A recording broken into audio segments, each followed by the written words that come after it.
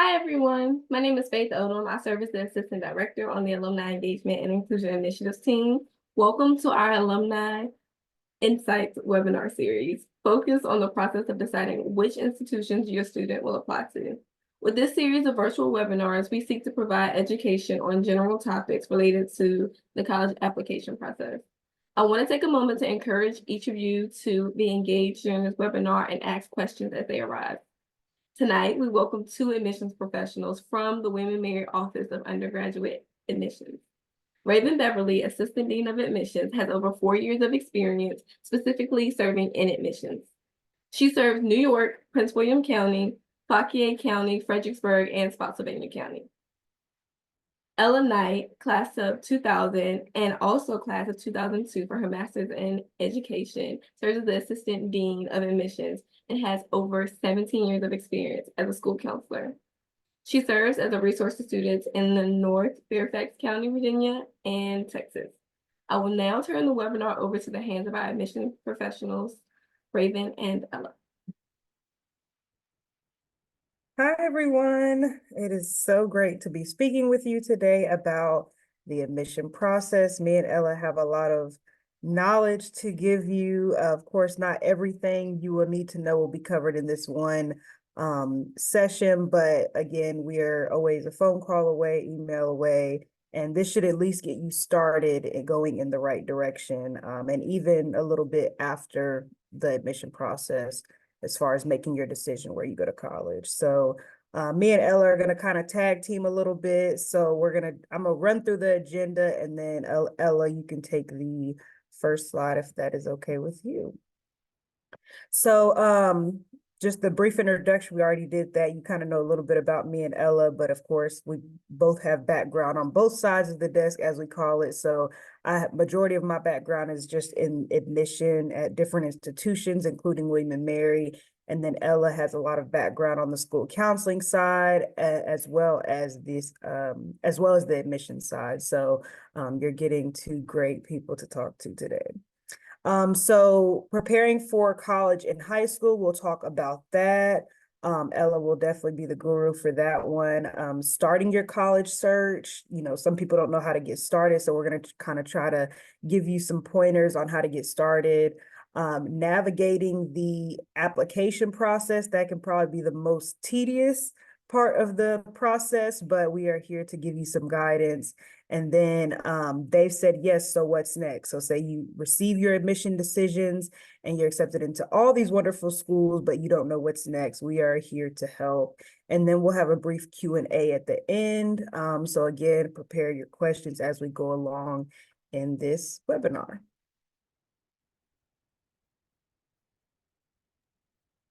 Thank you, Raven. So I'm going to kind of take it away. Raven, as Raven said, we're kind of a great complement for each other because she has all this amazing admission experience, and then I have the experience on the other end of the desk. So speaking a little bit to the course selection process, this is something that you really want to utilize your school counselor for. So what we're kind of going to be looking for, and what most schools are looking for, is that you are pushing yourself and challenging yourself, but you also want to find that balance where you're not compromising your comfort or your mental health or anything like that. So you got to find that right balance. And with the course selection, you want to try to include, if you can, those rigorous classes like your advanced honors, AP, IB, dual enrollment. So all of those types of classes when you can. And when you need to take a step back in certain classes, you can do that too, but finding that balance is really important. You also want to make sure with those classes that you're kind of covering those main bases. We like to see a math in your schedule every year if you can. If you can get those lab sciences in, your chemistries, physics, and biologies, we kind of can look for that. All schools really look for those bases. And then if you can go as far as you can with those world languages, that's good too. So those are kind of some tips or pointers with the course selection. As far as extracurricular involvements, I know, and I'll get a little bit more into the in-depth with this in the next few slides, but as far as with extracurricular, a lot of students think, and this is a very reasonable assumption, that you want to do like 1,000 things and you want to make sure you're doing as many things as you possibly can. But kind of what we are looking for and what other schools are looking for are for you to have commitment and long-term attention to a handful of activities that you're passionate about. So that's kind of what we're looking at as far as for extracurricular. And then kind of with standardized tests, we like to see you try at least one, and we'll get into that in a little more detail. But if you can take one of those tests, ACT or SAT is great. I used to, when I was a high school counselor, used to advise my students, if you are more of a science person and that kind of is a strength for you, then the ACT might be something you might want to do or might want to focus on, because that has that science component. But other than that, they both have the math and the language pieces to them. All right. So kind of just going more in depth on what Ella was saying. So just maintaining your rigor. So if you're starting off strong with, and maintaining rigor doesn't mean taking the same amount every year, but maybe you start off with 2 APs your freshman year, and then 3 and 4, and then you work your way up to 5. However that looks from your school, definitely take that into consideration. Again, exploring those arts and sciences. So for instance, when you're going to, most institutions like to see that 4 years of English, that 3 years of science, so biochemistry or physics. They like to see the foreign language, so Spanish 1 through Spanish 4, and math. So definitely not skipping out on your math your senior year, which goes into filling your schedule. So a lot of students will say, I'm going to take a half a day and I'm going to do early dismissal. I don't blame you. I did it. But again, I didn't have this background of the college admission process and knowing what colleges looked for at that time. So I did take that half a day. But if you can, try to fill your schedule, because a lot of schools do like to see that you're taking, a nice amount of classes your senior year and you're not just dropping off the rest of your schedule just because you completed the requirements for your high school. So again, taking in the math your senior year, again, maintaining that rigor, that is essential. And then of course, ask your school counselor and then ask your admission professionals at the colleges you are looking at. So a lot of students will call me and Ella and say, hey, I'm signing up for my senior year courses. How does this look? We can talk about that. Of course, you don't have to take all of our advice. Again, like Ella said, don't do what is comfortable for you. But again, that we are the admission professionals and we want to help you along the way. So again, utilize your school counselor and your regional counselor or dean within the college that you are looking towards. So again, that's just a little bit more about the course selection. Sorry. So as I kind of had begun with the extracurriculars, we're looking for depth over breadth. And what that means is exactly what I was saying. You don't have to do a million things. We're looking for that deep commitment. It might be a handful of things that you're very passionate about that you've been doing since your freshman year. And that could look like a lot of different things. That could be a sport, that could be advocacy, that could be a club that you really are passionate about, or even a hobby. Like we kind of like to hear those and we like to see that commitment from you. Of course, we like to see those leadership roles, and that can look like a lot of things. Leadership doesn't always have to mean you are president of this and president of that. You could be an officer, or you can be involved in tutoring programs. So that has leadership and service kind of included in that. So there's a lot of like wiggle room with that within a sports team, captain, co-captain, any of those type of roles would show us that you have that leadership. And also you want to utilize those summer breaks. And I know that you want to make sure you do have that downtime and you do have that summer, but there are some things that you can do over the summer, some fun programs. William and Mary has some cool enrichment programs, but a lot of other places do too, so you could utilize those. Sometimes your school will have a summer program, or if you're really into the world language, they have like those world languages kind of academies over the summer. So anything like that with your summer, or if you're working, we also really respect and admire commitment to part-time jobs. That is something that we value, and I know that other institutions will value that as well. So there's that piece of it too. So in addition, it can be things that aren't school sponsored. It can be things outside of school that you do. We are really just looking for that passion, for that commitment, and that that you've shown dedication to it, and that kind of can speak to work ethic too. But if you need to work and you need to work pretty significant hours, we do look at that and take that into consideration, and we see that as a strong work ethic.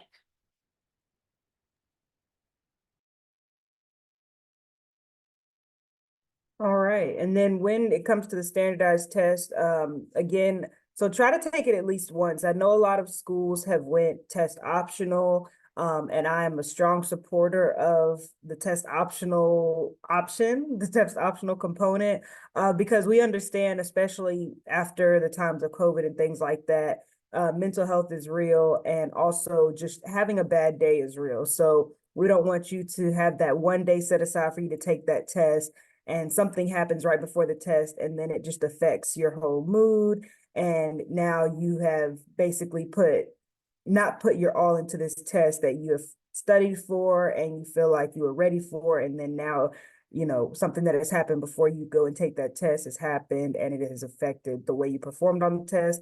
The test is only one test and is not a huge reflection of your academic profile. So again, we are test optional, and a lot of other schools are test optional. So I always say a good rule of thumb is to take the test at least once, see how you do, use the study resources, and then see if it's a good reflection of your academic profile. If you feel like it's a good reflection of how you feel you were supposed to do, and you feel like it's a great score, and you want to showcase that score to the schools you're applying to, then by all means do that. Some schools, like William and Mary, will give you a middle 50% for what the last class submitted. So they might say that their middle 50% is a 1370 to a 1510. And you might say, hey, I fall within that, so I'm going to submit my test. Again, test optional is test optional. Again, take a look into the schools that you are applying to and see what their test optional looks like, because I feel like some schools test optional looks a little bit different. So some schools in the past have said, to be considered for merit scholarships, they want to see test scores.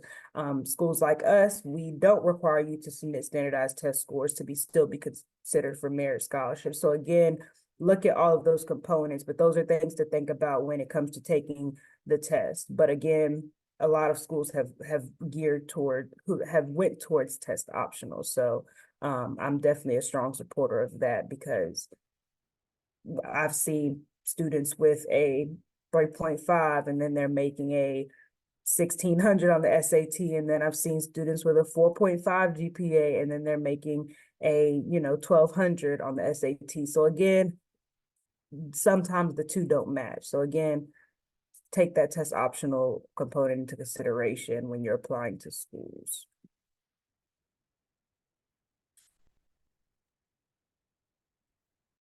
So your next piece of the process is building your team. And this starts, obviously you've been building your team with your parents for forever. But they're a very integral part of this process, because they know the financial pieces of it, and they're gonna ultimately be the one to kind of help you facilitate that decision. So definitely include your parents in the communications you're getting from the school as you're going through this process. But you can start building that team as soon as you start high school, or maybe even before, if it's a job or a hobby that you've been doing for forever. Teachers are a very important part of that team, and also maybe as you go through classes and you find your strengths, maybe keep in mind some teachers that might be good to speak to your strengths in certain areas for letters of recommendation. But building those relationships are really important. Definitely your relationship with your school counselor, that's going to start right in your freshman year as you're selecting courses. And your school counselor is going to kind of walk you through this process. Make sure any information that you get from the school counselor, or that conversations that you have, that you're kind of sharing that with the parents. And I know your counselors are going to be touching base with your parents as well, but it's important to kind of link that network up. College counselors are super valuable resources. And I have worked in schools before where they did not have that resource, and that was very sadly missed. So if you have a college counselor, definitely take advantage of that. They can kind of break down details of and help you find specific information about specific schools. They can even help you with interest inventories to help you kind of find your strengths and kind of figure out maybe what types of schools you would want to apply for. So you definitely want to use that resource as well. Also mentors, bosses, coaches, anybody that you're going to be working with, that's going to be a whole network of folks that kind of can support you throughout this process and also help you later down the road with your decision-making process.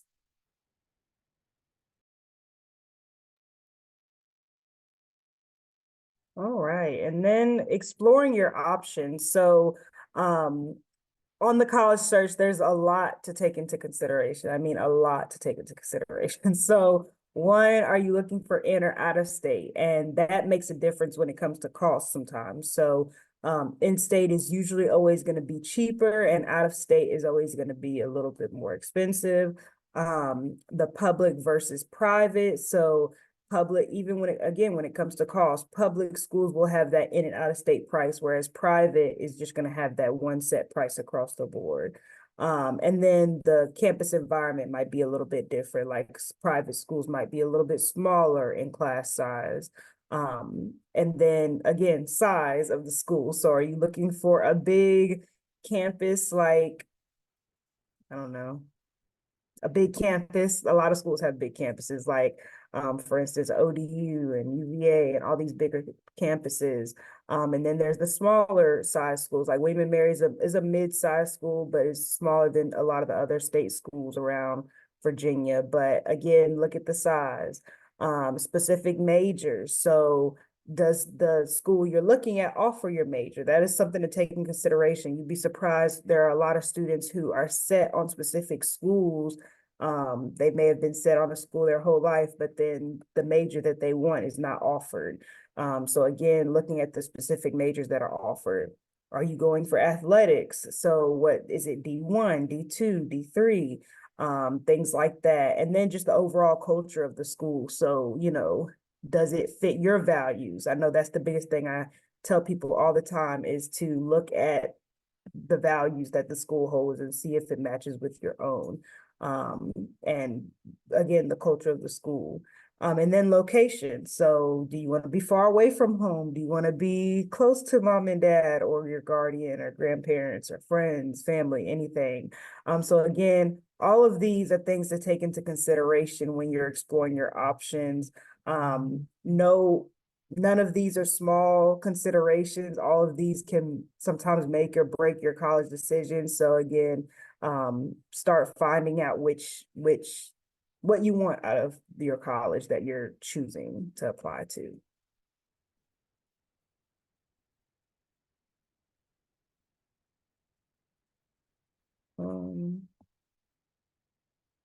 Good.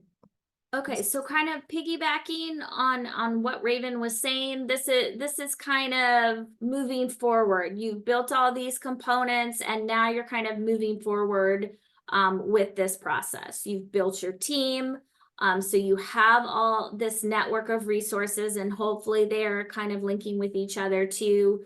You're exploring your options. A good way to explore your options is to do those college searches. I know a couple good ones. College Board has a phenomenal college search resource. Another good one is petersons.com, and that can really help with those components that Raven was talking about: culture, distance, public versus private majors potentially that you might be interested in. So you can use those college searches to kind of narrow down and kind of hone that search to select specific schools that you might want to apply to. And then you kind of can start making that list of schools that you're interested in. And we'll get to that in just a little bit about like how many you want to kind of have in that list. But you definitely want to start making that list. This school fits all of these different factors that I'm looking for, so this might be potentially a school I want to apply to. And there's no right magic number, but 5 seems to be a pretty good one. And we can talk a little bit more about that. But that's part of doing your research. So you do those college searches and you narrow it down. Once you've kind of narrowed it down to a handful of schools, then you can do that research by going on their websites. I know our website is really, really comprehensive, and I think all of the college websites are pretty comprehensive. Look into who your admission reps will be and make contact with them. And then you can kind of start to make your lists and kind of start to make tables, or however your brain works best. I kind of like visuals, so I'd probably be doing like diagrams or something like that, but it's however you kind of work best in your decision-making process. And then you can kind of list the different factors that you like and the different components for each school.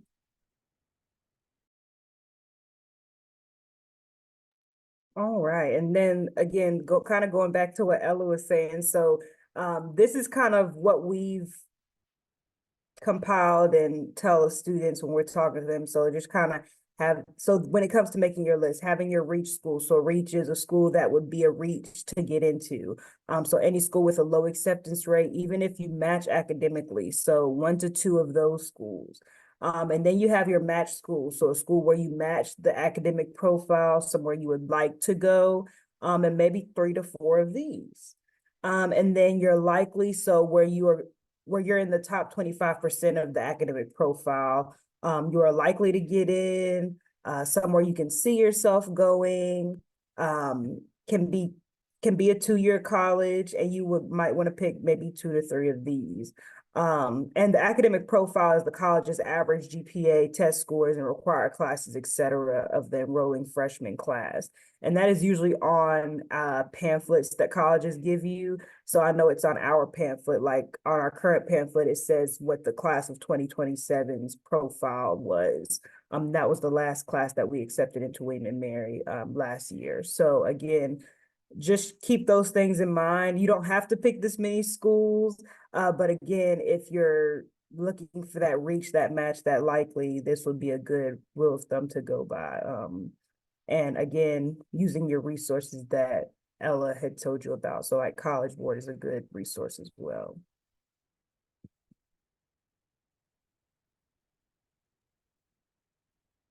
All right, so a piece of that research, and now this is really getting to where you're close to hitting that application process. So you can kind of look into, is this school a Common App school? I know that they are really moving towards most schools being a Common App school, that they can utilize that.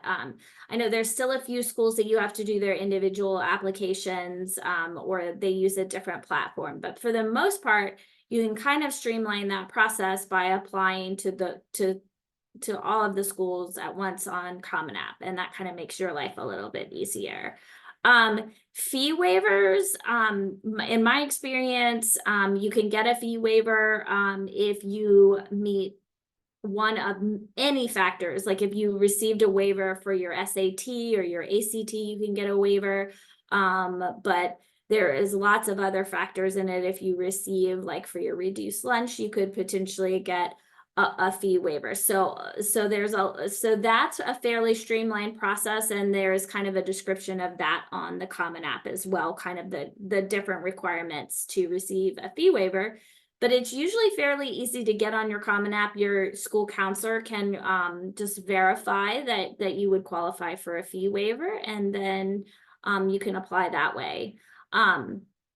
supplemental materials, like what kind of things do different schools require, especially if you're like someone who's applying to maybe a school for specifically for technical theater. You may have to submit a portfolio or something like that.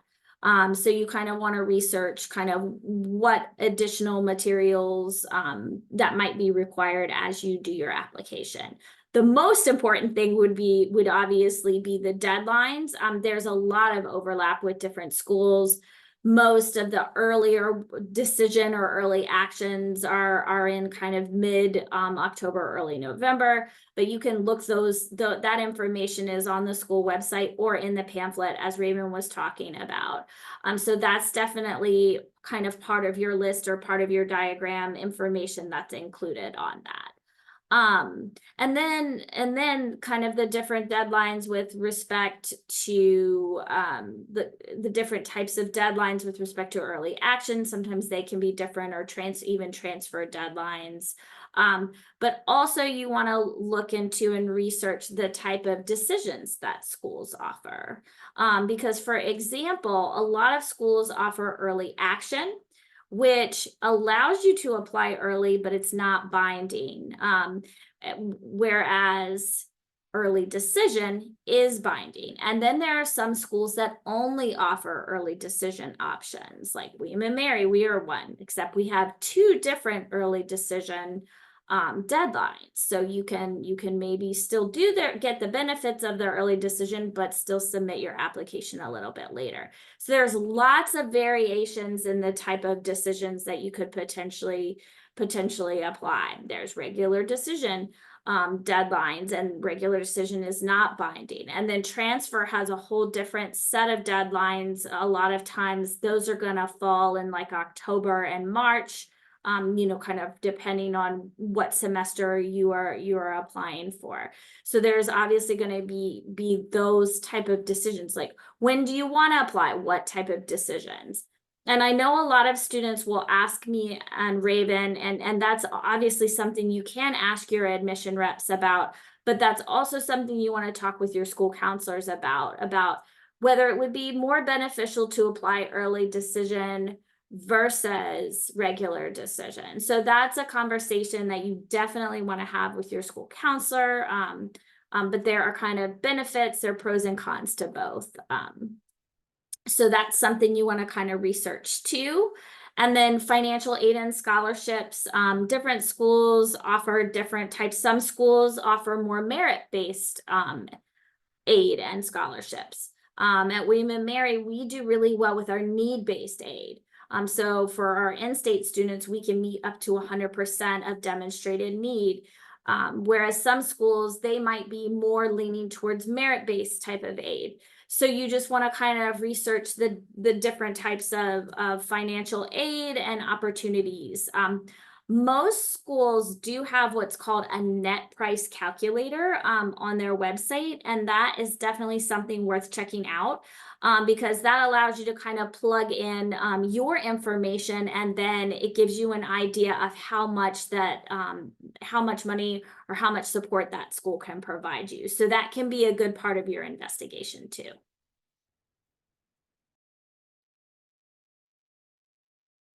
All right. And then when it comes to like establishing contact and things, and this can be done before, during your admission process, but attending in-person and or virtual visits. So this might be, an event that you attend in the fall, like fall open houses that happen, or just a regular information session and tour, or an interview. So interviews usually count as some type of communication with the school. Also I'm drawing a blank here. Some schools will also offer virtual visits, like virtual information sessions. That's what I was trying to say. Virtual information sessions. I know we offer those at least, I think, once a month on like in the evenings around 6 or 7 p.m. But again, attending those in-person and or virtual visits is always good. And then reaching out to your admission counselor. So reaching out to people like Ella and I, it would definitely be beneficial for you, because even if you're a junior right now and you're not in the process of applying yet, it shows us that you're interested, and we remember it might be hard to believe, but we remember names and we definitely remember faces.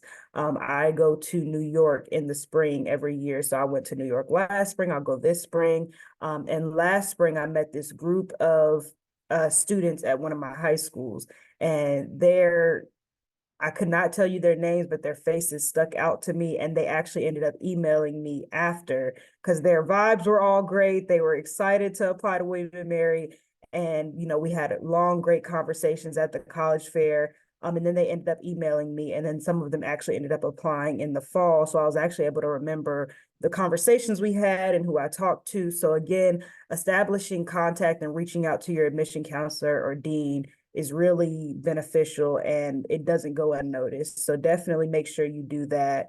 Even if it's a school that might not track demonstrated interest, that's fine. Even when, you might apply to a school and you might get waitlisted, still reaching out to the regional counselor and admission counselor, it again shows us that you're still interested. So again, establishing contact is really important in the process.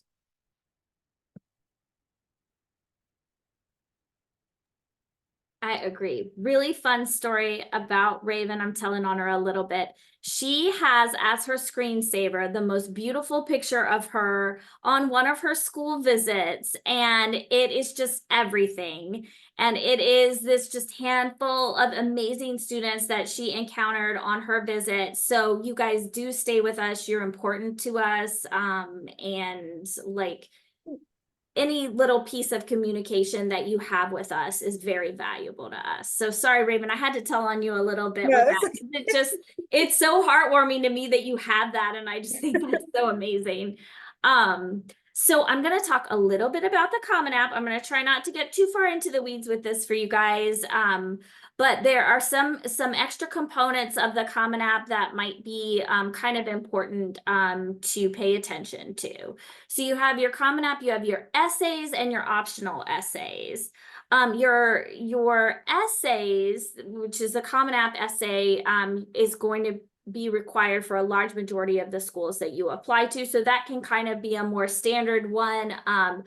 I always used to recommend to my high schoolers, have your English teachers take a look at them, have your friends take a look at them, and kind of see if you are really like sharing, or a teacher, somebody who knows you really well. A lot of times it can be just a friend, just somebody who knows you really well, and you want to just speak to a story that only you can tell.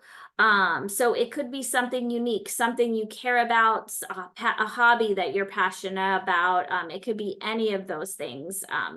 What we really value the most is just reading that extra piece of you that we might not get to see on your application. I always advise students to do the optional essay if you can, because that is just that extra piece of information that we have. And we're pretty flexible with respect to the topics and everything. As long as you're sharing that personal piece of yourself, that's really what we value. We've even had students submit poetry, song lyrics, rap lyrics, just anything that's like unique to you with those essays. With your letters of recommendation, our school's record is 51. We have had 51 Common App. That counselor read through all of them, so bless them. But what we really like to see, in addition to maybe a counselor recommendation, is a couple recommendations, and it can be from teachers, mentors, anyone in that kind of team that you've built that can really speak to qualities about you that we might not be able to see in that application. So those, personal qualities that we definitely value and read in those letters of rec. Additional information section, that is your opportunity where if something went wrong with one semester, you were struggling with something, or you change schools for whatever reason, or you might have had to drop a class, or you might not have gotten a class that you wanted to get. That's your opportunity to kind of explain to us what's going on, and kind of give us more information about you, because a lot of times we can take those factors into account. Whereas, you've maintained these really strong grades, but one semester maybe is a little bit lower, but you explain that in the additional information section that can really help you. Extracurriculars, we kind of talked a little bit about that. We are looking for that depth and that passion and commitment. And then test optional, I think Raven really did the best job explaining that. You really, that's a personal decision that you have to make. I would say it's worth your while to try to take the test and see how you do. But then after that, you can make that decision with your counselor or with your college counselor, or you can even speak with your admission counselor about what that bracket that Raven was talking about, what that maybe that median band of scores for accepted students is. That kind of can serve as a guide as well.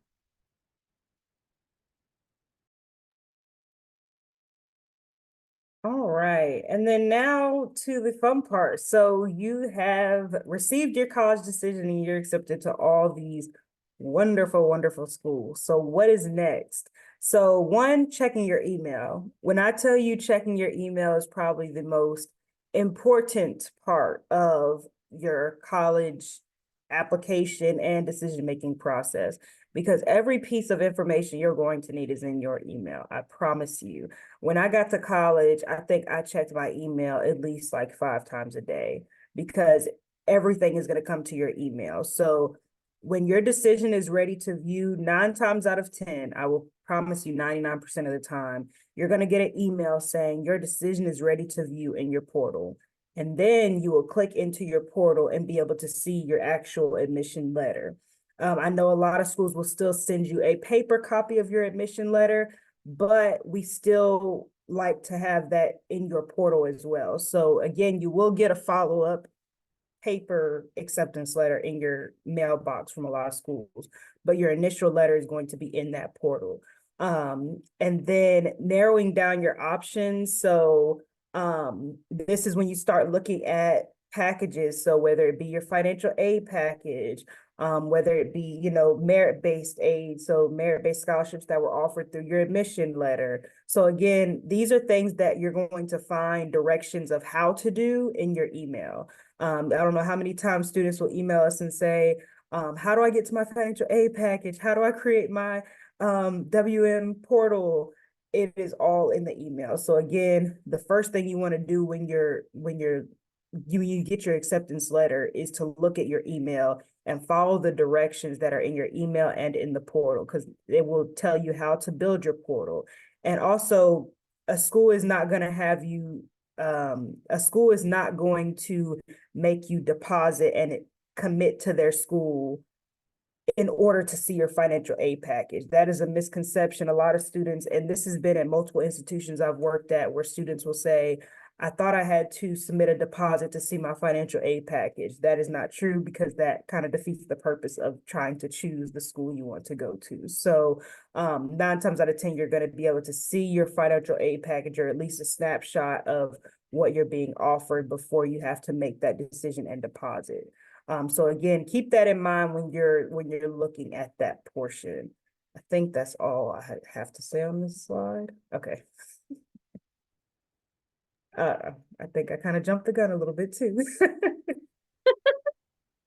That is okay. That is okay. This is the most exciting part. Raven and I are we love this part. I think this might be one of my favorite parts to the process.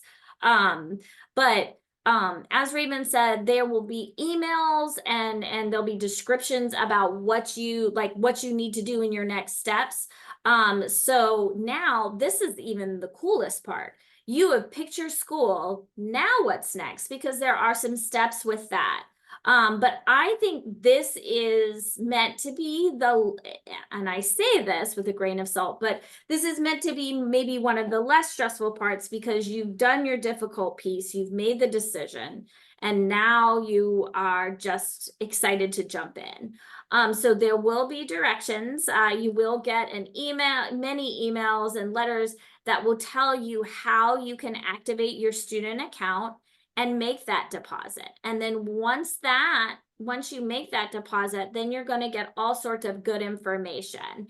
You want to make sure that you look for emails regarding the orientation, which is kind of the next step. That's kind of like, and they have different names for it. They could say orientation, they could say preview day, they could say open house even, or step kind of thing. That's kind of our transition program. But a lot of them are called admitted students days, which those can also be helpful too. Those kind of tend to come before orientation. But so you've got your orientations and your admitted students days. All of those can provide you with a lot of helpful resources about moving forward with selecting your courses, and all that exciting stuff, getting into the housing. So you also want to make sure you have that final transcript sent. And I know that your counselors are on top of that too. And then, so once that final transcript is sent, and that's just a final check to make sure things are, still going along okay. And then you can kind of jump into also like looking at housing information. All of that is going to kind of come in later in the summer, like in your August time frame. But then the days I was talking about, like the admitted students days, kind of jumping back to that, those are going to kind of more be in your April and May. And those kind of can still be part of the process with helping you make your decisions too. So sorry to jump around a little bit.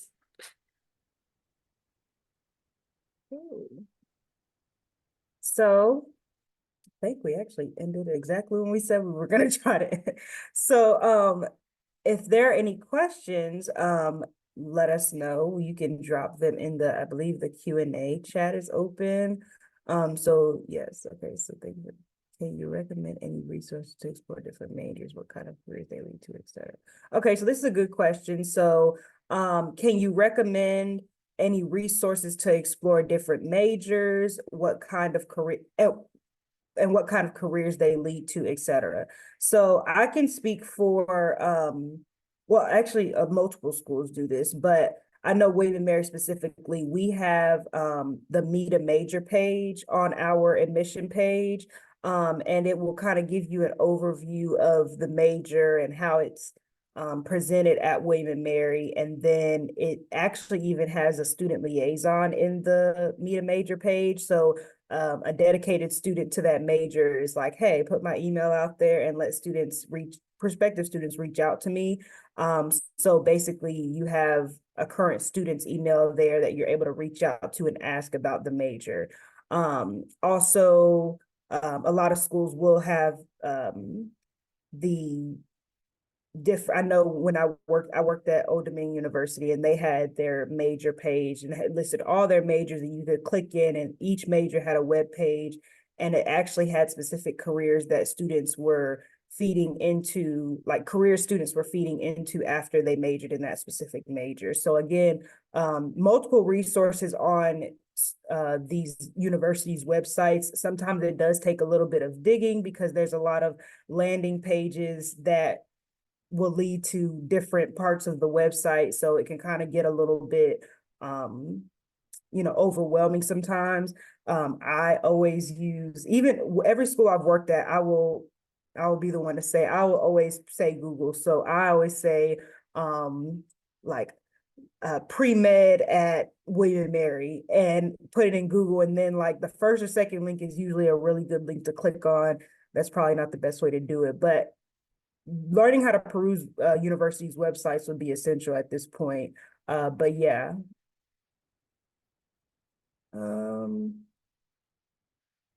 Financial aid info before deposit is required. Great. But I assume that's for regular decision, not early decision, since ED is bonding from point of submitting the app. Yeah, so early decision is binding. So early decision at most school means that regardless of financial aid and things, it won't be a factor, and that you're going to, if you're accepted into that school, you plan on attending regardless. You can still see your financial aid package, but at that point, it doesn't really, unless there's an extenuating circumstances, it shouldn't make a difference in you attending or not attending, if that makes sense. But that's always something to talk about any dean of admission or director of admission at the school you're applying to, should that become an issue. But you definitely want to take some time to consider that early decision binding contract before applying early decision to any school you're applying to, is that financial piece of it.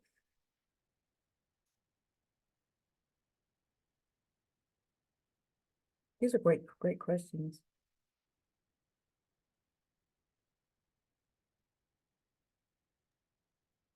We will give everybody a few more minutes to ask any follow-up questions they have for you all, and then we'll start to wrap up the webinar. Okay, sounds great.